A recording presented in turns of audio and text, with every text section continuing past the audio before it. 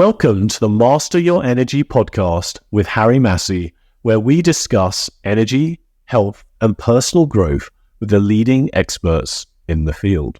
In this mini-series, you'll hear from the speakers of our upcoming Zenergy conference, a symphony of scientists, entrepreneurs, innovators, healers, and musicians coming together to grow the emerging bioenergetics industry this October in Denver, Colorado.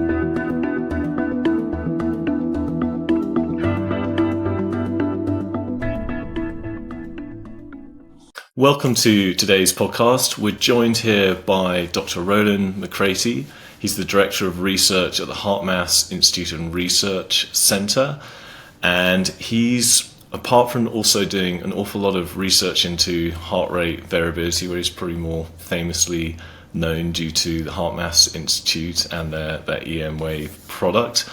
He has also, over the last few years, been heavily involved in directing the research of the Global Consciousness Project, which is looking at how things in reality can affect random events. And that's a very, very dear subject of ours, because in our Nest world, actually, we also use random event generators inside our software for looking at patterns of what's going on in the body. So, it's going to be a really interesting deep dive conversation.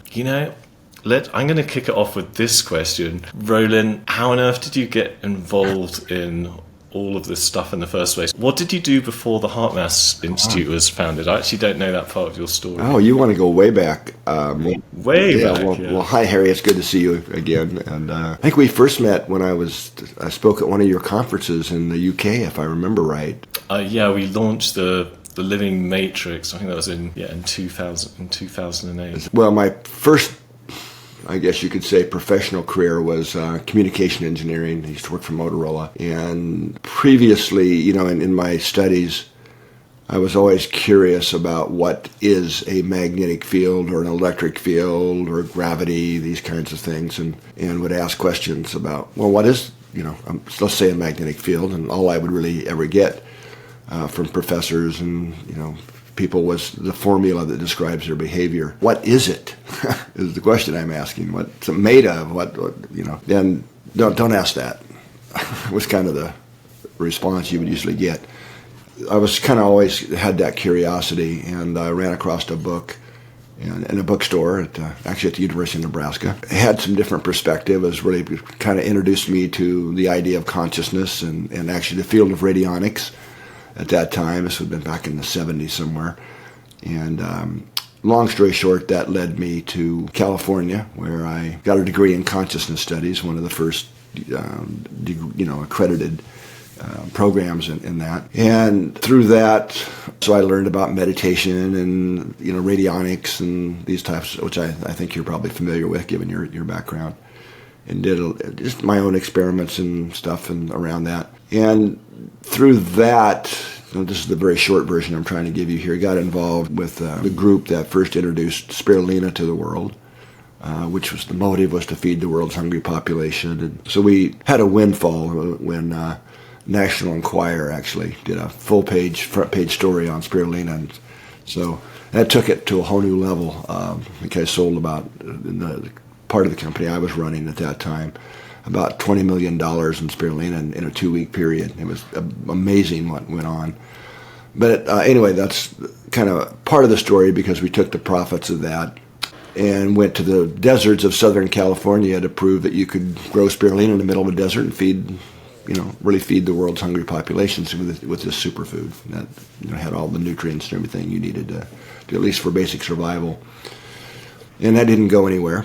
It was really blocked. We had the technology. It was there. It worked. It existed. A bit ahead of our time, but it didn't really make a difference in the world because it was blocked, through bureaucracy and political thises and that's, and so in hindsight, that was the era when my idealism bubble got popped, Harry, and I basically said, "Oh, the heck with this humanitarian stuff. I'm going to go make money again," and so I started a company in electrostatics, given my background. And I'd also kind of made it much more clear on it now, but it kind of made an internal assessment, I guess, or vow that I wasn't going to get involved in trying to help the world and this kind of thing, unless it was something that could really help shift consciousness.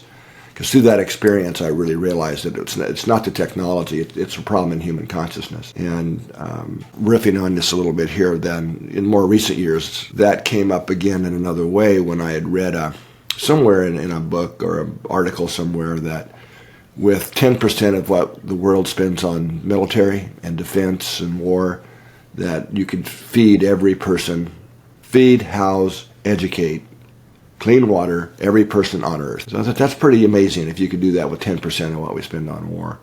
But I could never really find the reference for it, because I like to have, the sources and things. Yeah.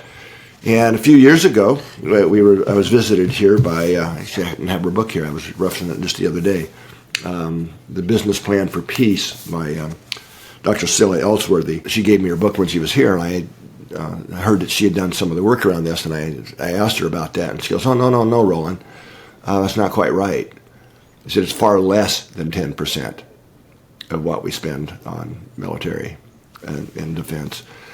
So this is another way of just illustrating that it's a problem in consciousness. We have all the technology to feed and house and educate people. It's really a serious problem in human consciousness that we don't do that. Anyway, it's a little bit of a sidetrack, but... Yeah, and imagination. I've got a quote on my door from Einstein that says, "Knowledge is limited, but imagination encircles the world." That's what it is. Yeah, I've got a similar Einstein quote that talks about it's intuition that moves the world forward. It's a pretty cool quote. Yeah, and I think he also says the world's problems will not be solved by the same level of thinking that created them. Yeah, that created them. That's a pretty famous one too. Absolutely. So anyway, I started that company and it was pretty successful, and a few years into it, it was a lot of fun. I mean, it was fun having a successful company, and but it got to a point that another sports car in the driveway wasn't going to quite. There was a deeper yearning, and I now know my own heart. And that's when I met Doc Childry, who's the founder of HeartMath. And I don't want to make the interview about me here, but anyway, through that experience, and remember, at this point, I've got a degree in consciousness studies, and I've been meditating, and I know this stuff, right? And I know about the heart, and whip energy through the chakras, and blah, blah, blah, blah, blah. In that meeting, that I got introduced to the real heart, the deeper heart that we're really talking about. And that, so in the following 3-4 months, after meeting with him, and I made more personal, I can honestly say I made more growth in 3 or 4 months in terms of my own personal evolution of my own consciousness and the way I was treating people and all kinds of things than I had in many years of meditation and so on. And that's not to say that meditation wasn't helpful, it was. But I could have a great meditation in the morning, and by the time I got to work, trying to navigate traffic jams and stuff, I was already impatient and frustrated, and so. Got it. I know when I first came across this subject, I was reading Lynn McTaggart's book, The Field, and there was a chapter that described all the pair studies, which was the Princeton University Anomalies research that described how consciousness could basically influence random events. Or the physical world. They were really looking on how our consciousness can interact with the physical world, and random number generators being one of the events. Yeah. Yeah, and I remember reading. I was 26, I think, at the time, and I'd been classically trained in physics, maths. Well, and then I did the economics degree. And actually, I did a specialty in econometrics, which is statistics of economics, which, from a statistical point of view, basically reading that just sounds like garbage. I mean, for anyone who's mathematically or sort of classically trained in sciences, the thought that consciousness could interact with physical reality, or especially random event generators, just seems garbage. Yet, those studies, I think that they were done over 25 plus years and proved without any sort of shadow of a doubt that people, not only just meditators, but normal people could influence random events. I think what I would like to ask before we get into the detail of it is, when you first came across that concept, what did you think? And how did you come across it? Or was it the same? Well, of course, Roger Nelson, who was one of the key figures within the PAIR lab, had been doing a lot of the studies with RNGs and a lot of the other PAIR lab studies. And I think it was he and Dean Radin were talking and got the idea of, after showing that people could influence the output of RNGs, and for those that aren't familiar with random number generators, I've been finding here the easiest way to explain that to ordinary people is to think of them as an electronic coin flipper. If you flip a coin 100 times, we're going to get 50 heads, 50 tails. Random number generators are basically doing that, only instead of heads or tails, it's ones or zeros. And it's actually kind of hard to make one that's truly random, which basically means that you cannot predict the future behavior based on the past behavior. There's no patterns, in those series of ones and zeros. But anyway, they got the idea of putting these around the world without anybody even knowing they were there, and having their data sent back to a server that was time synchronized to see if different events that triggered people to pay attention. And what they found is that emotion is the key factor here, is what it ended up proving.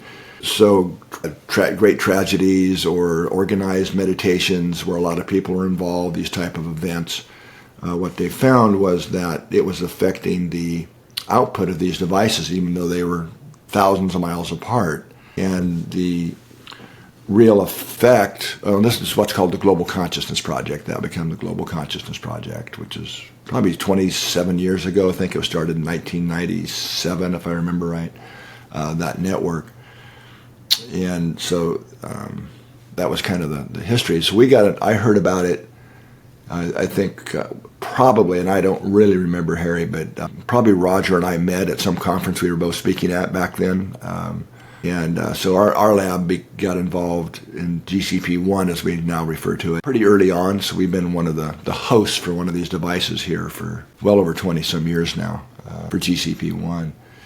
And then we were also another one of our projects called the Global Coherence Initiative. We've been installing magnetometer sites around the world that are designed to measure the resonant frequencies, the moving parts of the magnetic field, of the Earth's magnetic field. So we were also including random number generators at those sites as well, along with them, which were all part of the GCP-1 network. Were they directly correlated or not? No, I wouldn't say directly. There are some long-term correlations that we can, in terms of space weather and longer-term trends that we see now. But that's how I got involved in it. It was I thought it was interesting, intriguing. In some of the more recent. Well, let me fast forward here a bunch of years. About 3 years ago, I guess now, Roger he'd been kind of hinting at this for a while, but he officially asked me if we would take over the GCP network and the responsibility for it and kind of keep it going. And I resisted. Because I just didn't want to. I knew it would be a lot of work, and we already were pretty stretched bandwidth-wise, but finally agreed to do it. And so what we did, and this is at this point, and part of the reason I finally just said, okay, we got to do it. And I kept saying, Roger, no, there's other people. What about so-and-so? And no, it's got to be you. You're the only people I trust to really do this. And it was really kind of an honor that Roger felt that way.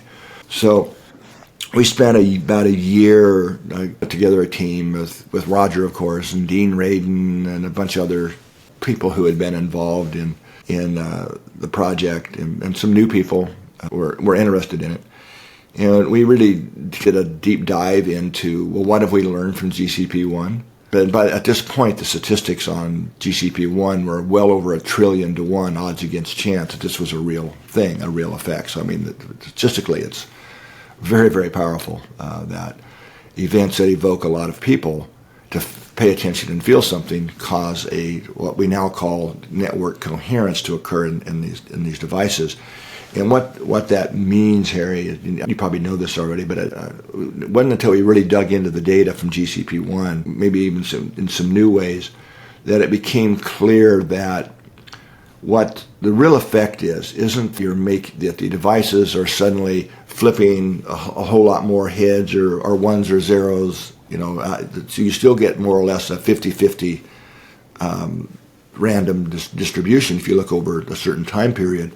But what is happening, is that these devices around the world start flipping ones or zeros at the same time in a correlated way above and beyond what you would ever expect through random chance, a bunch of devices.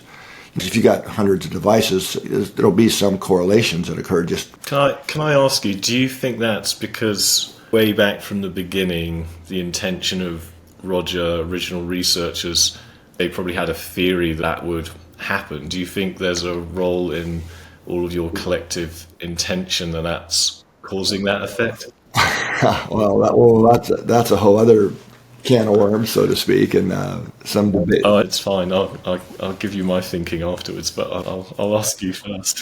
All right. Well, and it is a debate, and I actually don't think it's much of a debate myself anymore.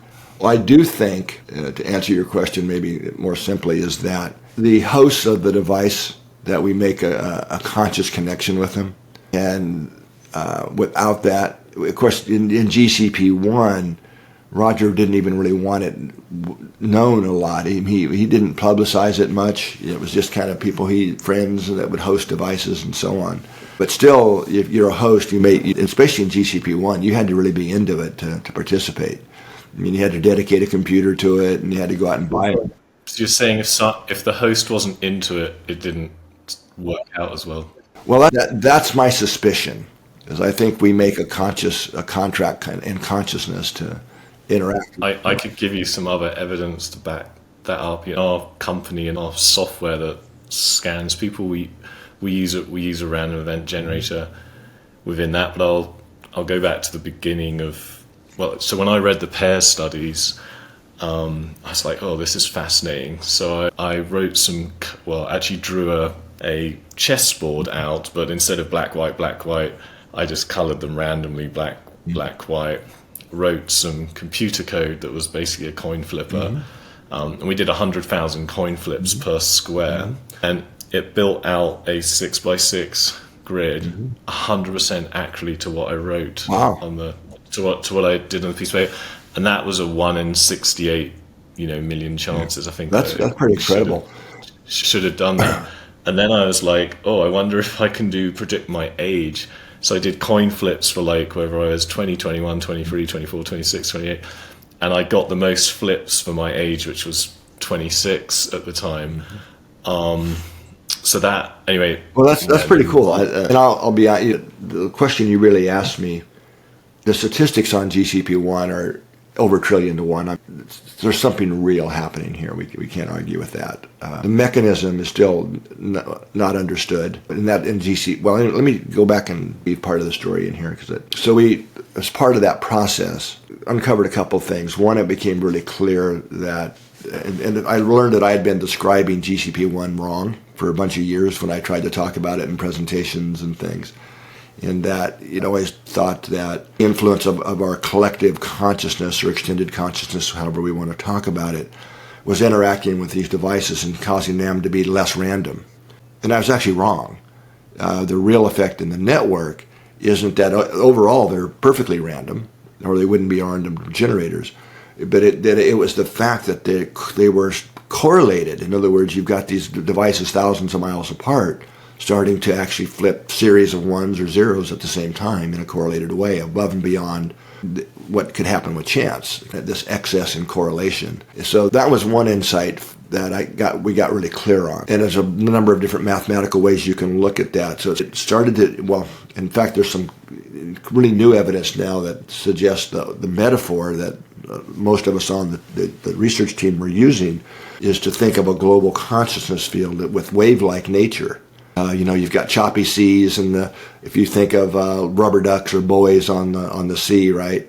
Choppy seas, they're all over the place, right? And then if you've got big waves coming in, they're going to go up and down at the same time.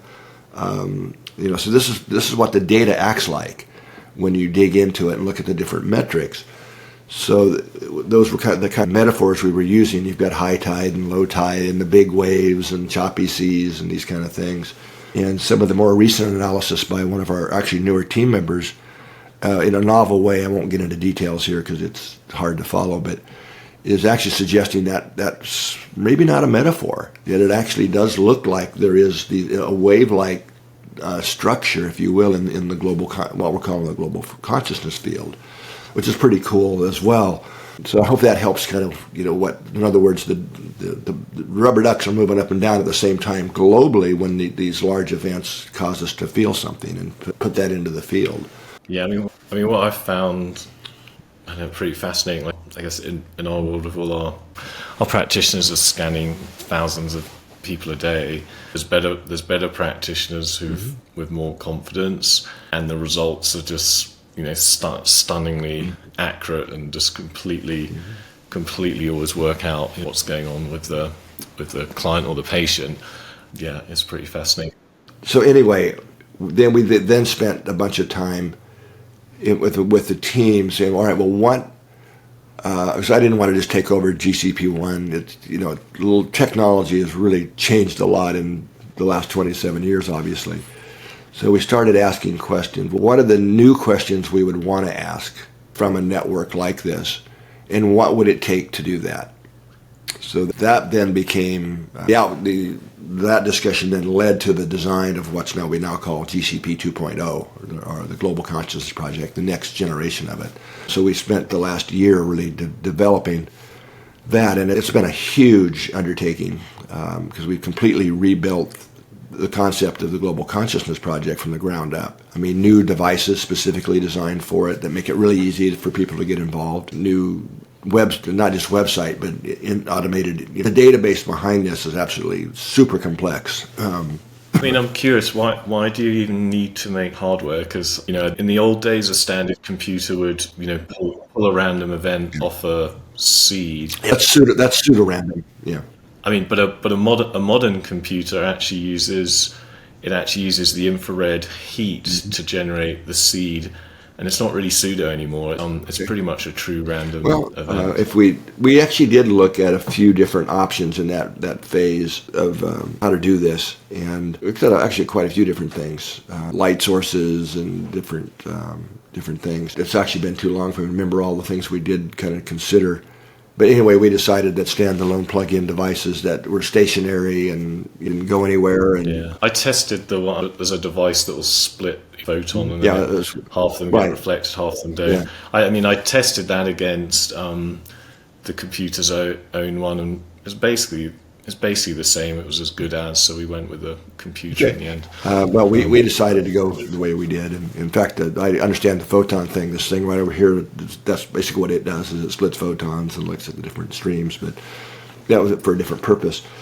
But we also another thing we found in looking more deeply into the GCP1 data, Harry, was that the number of devices in the network seemed to be pretty directly related to the magnitude of the effect that we could detect. Meaning that the more devices in the network, the more, the hypothesis here is the more sensitivity we'll have to detect these kind of waves in the global consciousness field. So each of the devices has 4 independent RNGs on it. And here's another reason we didn't go with what you're saying. This is getting a little bit in the weeds, but we're actually uploading to the server every stage of the process of coming to a random event, including how many right at the electron level. So we're actually using a quantum tunneling approach. It's just making electrons go through a barrier they don't want to go through. And you count how many electrons come out. That's the basis of most electronic random number generators. We're actually collecting that data and sending it to the server, and then all through all the different stages to finally end up at the random output, in the hopes that having that level of data and temperature, we're also sending up these types of things that will be able to ask new questions like, is consciousness affecting the electrons directly, or at what stage in that process is that? Because there's some debate and questions around that where it actually happens at. Electron, it's sort of like the fundamental particle of reality in a way, isn't it? Yeah, so that's part of why we chose to do it this way. So we're doing many streams plus 4 RNGs. So that's why I say the database is quite complex. and all the analysis that goes on. And there's a lot of different things we're doing in GCP too, so that we can ask new questions.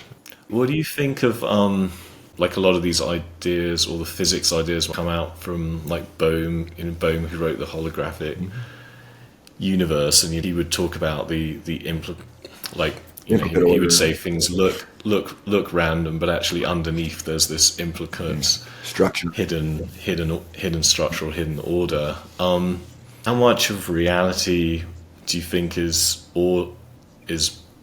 And I guess the opposite way of saying it is, do you think most randomness, it's really the appearance, it looks random, but it truly isn't random? I have to take my science hat off to answer that question, but from my intuition, I'll call it is there's no such thing as randomness or noise in the universe. Yeah. That there's, you can also ask that question, what's on the other side of this quantum domain that we talk about a lot, or what's the blueprint that's driving all this that looks random at one level but perfectly ordered from another level. God, that makes me want to ask a deeper question to you. So from your answer for that would say you're more of a destiny versus free will, and No, interesting. No. So sometimes I think free will.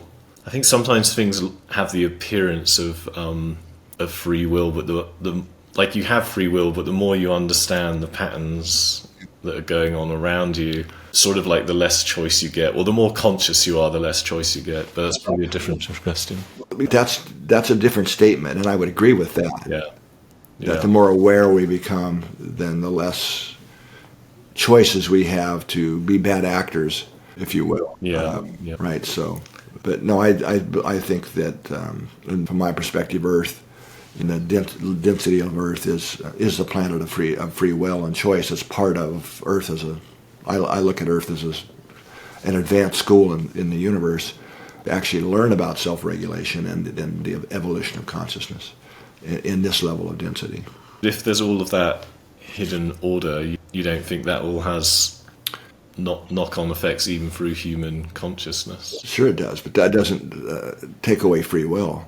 I think it's a delicate question. Yeah, I sometimes look back at my life and I think, God, it's so destiny-like unfolded. Well, that gets into a whole nother stream of this, but I can say the same thing, and I do say the same thing. But, well, let's say, what if, can't prove this, you don't have to believe me or whatever, but what if, on the other side of the gravity veil, we're up there and wherever we come from, and we get invited to go to Earth, the opportunity to go to Earth and on a mission or on a specific role that we're going to do this lifetime or whatever we have to do. What if it really is that way? But then when we get here, you do have choice to whether you align with that blueprint or not of the choices you made before coming in. So, and a lot of people choose not to align with that. If we didn't, Earth, in a way, would be way better off if we didn't have free will and that choice. Yes, it would be rather boring, wouldn't it? Yeah, right. But in other words, Yeah. What are the actual implications of this research, or the fact that consciousness, does influence it? Yeah. What do you think can be done with all of this? I think there's a lot of really important implications. This is why I couldn't not take it over and let it go. It looked like it was just going to die off if we didn't get involved and create GCP2. I don't know how much you know about GCP1, but Roger or Dr. Nelson had looked at many hundreds of events, and there were 500 what he called formal events. A formal event means it's pre-registered in a public registry of here's the event we're going to look at and here's when we're going to look at it and the statistics we're going to use and all the details that were all registered beforehand and very scientific. And so at the end of those 500 events, he figured, okay, that was our hypothesis. We're going to look at 500 events, and that's where the statistic I'm talking about of over 1 trillion to 1 comes from, is those formal events. But many others were also looked at. My favorite thing that Roger did, actually, was when you took those events and looked at them, rated them for their level of love and compassion. So like organized meditations, Global Earth Day, Peace Day, these kinds of things when there's a lot of kind of focus on that, or other just events or organized meditations, that was the focus. Analyzed them in what he called a medium category, which were events that evoked a lot of emotion, but not high in love and compassion. So this would be like large sporting events, Super Bowls, World Cups, these kinds of things. And then he had the low category, which was terrorist attacks and shootings and these kinds of things, earthquakes. There was a lot of chaos and stuff in the emotional field. And it was amazing because the events in high love and compassion have a significantly greater impact on creating this coherence among the network than the other two categories. They're still significant, right? But love and compassion has a much greater, significantly greater factor. So that says a lot right there to me. And because we're ultimately what we're saying here is that our collective consciousness is interacting with and affecting the physical world. I mean, these are physical devices that are being changed, their behavior. And that when we're adding more, I'll say, coherence, right, love and compassion into the global field, that, this correlates with other data we're using, because I look at here at GCP2 as a new tool in our toolbox for looking at the deep fundamental interconnectivity, I believe, that exists in between us and the universe. So it's part of that toolbox. So this led to a new hypothesis in GCP2 that I think we're already starting to be able to ask. And to give context here, in GCP1, Roger did show that the number of people involved in a given event was related to the magnitude of the response in the network. Now, you can't get exact, but you can get at that by looking at Twitter and other kinds of feeds and activity around an event. And there certainly is a clear relationship there.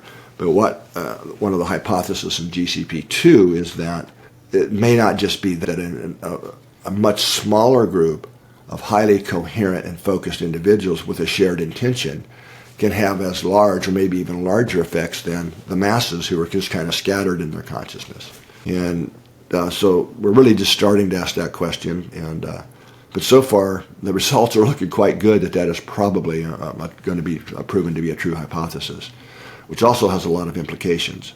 In other words, I think for a lot of people here, either what can I do? I'm one individual in 7 billion people. I can't make a difference. This is suggesting that yes, you can, right? Kind of a saying that's come out of the Global Coherence Initiative work, with the global field, magnetic field that we're looking at, is what are you feeding the field, right? So I think I'm already seeing this to happen in some people, that as we start to realize that what we're feeling, whether we're being kind to people and caring and compassionate versus hate and anger and frustration, really does interact with and affect the physical world. So I think the more we're able to prove that scientifically, at least for some people who are on their journey in the evolution of their personal consciousness, it helps them kind of move over that tipping point, if you will, to become more personally responsible for their actions, their behaviors, and what they're feeding the field, both locally and globally. I don't know if that answered your question or not, but I was thinking, the point about individuals being able to affect just one person. Also, it's like the implications of a holographic universe. It actually makes you much more powerful than one really realizes, because all of our realities, how to put it, but all of our realities, while they're connected and correlated, they're also our own realities. Sure. And because they're your own realities, actually what you put out is immensely powerful for changing the world and your experience around you. Absolutely makes a massive difference. You know what? I think, why don't we switch to Pulse? But I want to take HRV and Pulse in a slightly different direction. You may not have been asked this before, you might have, I don't know.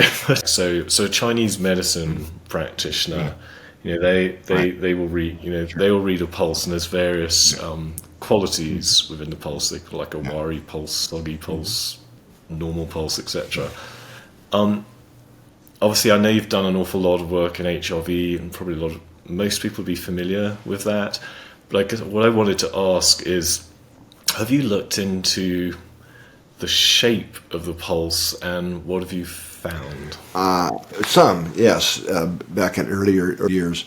And got in my journey, I actually did learn acupuncture and how to, read the 12 pulses and that. So I know I've forgotten most of it now, but was pretty good at it for a while there. And I actually went down the path of saying, well, I wonder if we can replicate, or come up with a device that we can put on somebody's radial artery and measure the same type of pulses that I can feel, through the different pressures and pulses.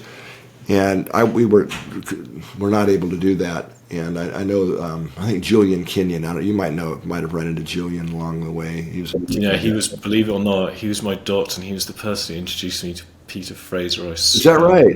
Yeah.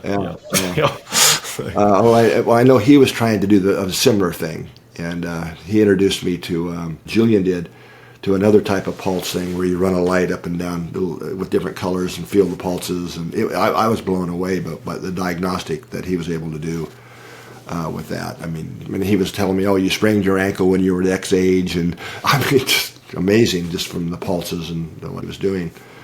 So I don't know that anybody's yet devised a device that can do what we can perceive through the human system of feeling the pulses and the different depths of the pressures that you put on. It would be really cool if we could. You haven't just looked at the shape from a PPG? Oh yeah, we have, but sure, we do that all the time. We actually use it in some of our studies, looking at pulse wave amplitude and shapes of the pulses. And in fact, I'm collaborating with a group now in Brazil that's looking at the pulse wave where you actually measure it in the brain to look at intracranial pressure in the brain and how the pulse wave changes and the geometries of it. I'm not quite sure where you're trying to go. I mean, there's a lot you can get from the pulse wave, and there's many devices out there now that do pulse wave shape analysis. It kind of relate to aortic pressure and a lot of different things you can get. Yes, I mean, I think it was about 4 years ago. So, I came across an obscure paper from Malaysia, I think it was, that had basically been using a PPG, and they basically correlated 13 of the 29 pulses, and then with PPG, and then they basically managed to categorize the mass. So great. Yeah, so then I was looking at that, and then we sort of categorized that again a bit into 5-element theory, and someone with a wiry pulse, for example, would be an indicator that their liver chi was off. But then you can correlate liver to somewhat. If someone's liver is off, they're more frustrated or more angry. So then you can get a scale of some emotional scales. Now it's just something that we've been looking at. I was just curious if you'd looked at it. Not in a lot of years, but if you don't happen to remember who the paper was by, do you? I mean, I have it. I don't have it in my memory, but I've got it. Yeah, if you ever run across it and think of it, just shoot it my way. But there's a lot of information available in the pulse, in our work, in the interval between heartbeats, which I come to look at as one of the ways that biology has chosen to encode information is the intervals between things, time intervals, which one of the things I learned from one of my mentors, I think you probably know about, was what I really know about the brain I learned from Dr. Pribram, and who is, of course, famous for a lot of things, so the holographic perception theory being probably one that most people might have heard of. But one of the things I also learned from Carl back when is if you look at neural spikes, that you can clip them off. None of that, the amplitude has nothing to do with it. All the information of how the brain sends information from one part of the brain to another or through the nervous system, all the information is coded in the interspike intervals, right? The time between spikes. That's where the information is, how it's transmitting it. When you say it's between the spikes, everything must be between the two top spikes. Well, if you look at neural spike trades, if you kind of spread them out, you see that there's interspike intervals. That's always changing. That's where the information is. It's encoded in the time intervals. So kind of as an analogy, the way I look at it is it's a complex form of Morse code, right? But rather than, have you managed to decode any of that information? Not, but it's a goal that I would have. So I'm saying the biology does that in the neural system, does it in hormonal system. I'm sure you know this. This was first discovered in like insulin.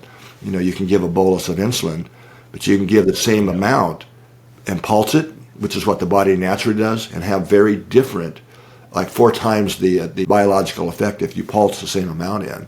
And if you change the pulse intervals, you change the physiological function. And that's pretty much true of all hormones. That was later discovered. So I took that and do suggest that the same thing is going on with heart rate variability. That's a much deeper thing than heart rate variability than just doing risk prediction. I'm actually suggesting it's just that it is a global information encoding system. And if we ever get smart enough, I think it is possible to crack the code, so to speak, that information. Are you like with all your I think they're called EM wave, but with all your heart rate variability devices out there, are you getting that fine enough level of data back of everything in between? Oh, we get very accurate time intervals, right? Yeah, but you haven't got all the information in between. Well, what information is encoding? No. Yeah. I mean, that would be a huge next step. I mean, there are some groups around the world that I've met recently that are pulling amazing things out of heart rate variability that it correlates with in terms of hormonal flows and different things. That there is far more information both in that code in the intermediate intervals, but also in the field, the magnetic field that the heart's radiating. Then I think we're only starting to even imagine what all's there. We certainly know, and we've proven in our work many years ago, that emotional state information is in the field, the magnetic field generated by the heart, and that is detected by other people and has measurable effects on others. There's this energetic communication going on, which a lot of it, that information is pretty clearly is encoded in the time intervals. I'm curious, you definitely could, but I guess thought of linking, I'm sure you would have thought about this, the people doing the global consciousness projects. I mean, if they're wearing or using, you have to put your finger in it, so you're not necessarily going to get the... Well, no, we have many devices now. There's the Inner Balance app. We even have an app called the Global Coherence app now, which is really cool. The Global Coherence app from the HeartMath Institute can you see your own personal level of coherence, but we're able to assess the group's coherence. So it can be any size group anywhere in the world. Along with their heart rate variability. Well, it's based on their heart rate variability. It is their heart rate variability. Yeah. Then we assess how coherent is the rhythm, and give it a number. So it's a training tool. So the Global Coherence app allows us to do that, not only personally, or what our personal level of coherence is. So I think I muddle up probably everyone listening as the global consciousness with coherence. Yeah. It's easy to do. There's too many, and we also have a global tree project, so there's a lot of global stuff going. Trees I can keep separate in my mind. Yeah. But what some of the studies we are doing now is in groups where we're actually monitoring their level of coherence, right? With they are and how many and what their coherence level is, and the effect on the global field through the Global Consciousness Project data. Which is really cool. That's kind of what we always wanted to do. We're still building out GCP2. I mean, our goal here is to get 1,000 devices, and then each device having 4 RNGs on it. I mean, this already have orders of magnitude more RNGs around the world than GCP1 ever did at its peak. And we're really just getting started. So this is very much a citizen science project that people who are interested in consciousness or these kinds of things or helping improve the world can host one of these devices. So, you started this interview off with saying you basically the only reason you're doing all of this now and you came back out of, corporate was basically because you thought the only way that you could shift the world's problems was through shifting the world's consciousness. You've obviously thought about this really deeply for a number of years. What is your vision and or your wish for how this could actually happen? Like in the most practical, obviously everyone wants people's consciousness to shift, and do you think is the most practical way that it could actually happen, across the globe for a lot of people? And if you could have your wish, what would it be? Who would be involved? How would it happen? I think it is happening, actually. Yeah. So from my perspective, the shift in the baseline consciousness of humanity already happening. It's been happening. And a lot of the chaos we see in the world right now is part of the shift.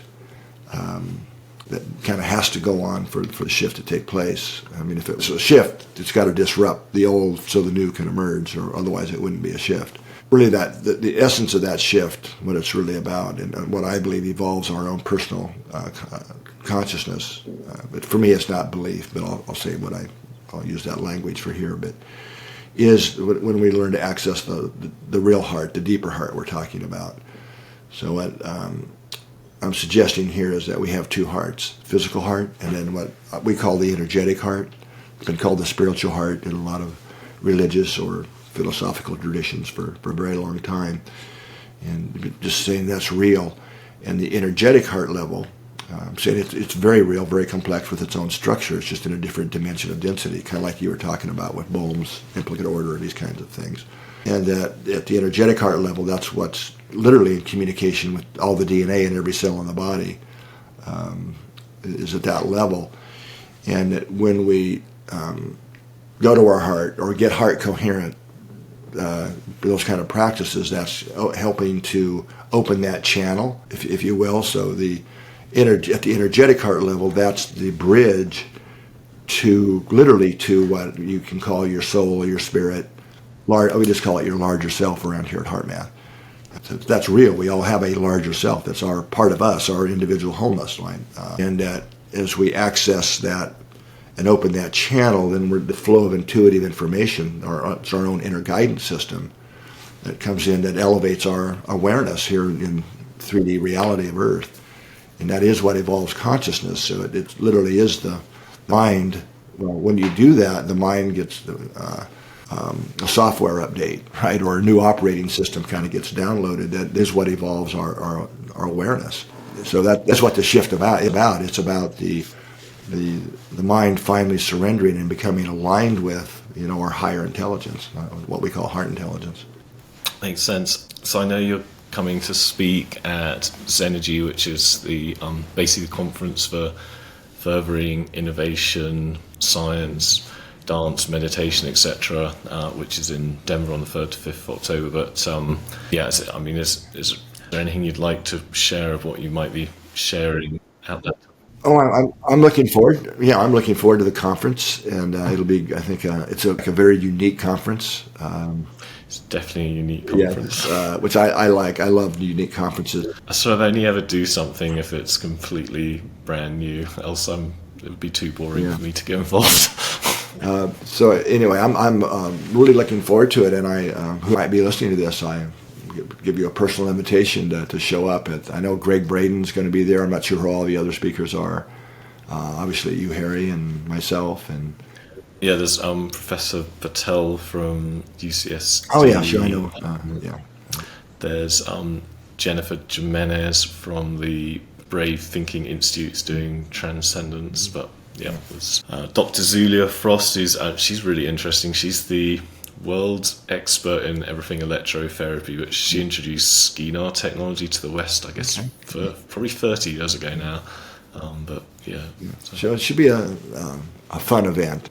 A fun event. Cool. Is there any, which of the websites, how would people get to both the Global Consciousness Project and HeartMath Institute? Well, HeartMath Institute is easy, heartmath.org, not .com, .org, and there's a lot of stuff there, free information, free research papers from our research library, a lot of the HeartMath tools and techniques. For the Global Consciousness Project, it's GCP2, number 2, .net is the website for it. So if anybody's, there's still, we're really just getting started getting the devices out there. So anybody who might be interested in hosting one of the new RNGs, you can go to the site and apply. We want them globally distributed, so we're having to kind of manage where they go. The U.S., for example, is almost full. I mean, where we can't let it anymore. There's a few states where there's still some vacancies. New York, L.A., we're doing what are called clusters. So we have 25 cluster cities around the world where there would be 20 devices in a cluster for another scientific reason. So L.A. and New York are the clusters in the U.S., so there's still spaces there. And and a few of the Midwest states and Alaska, I think.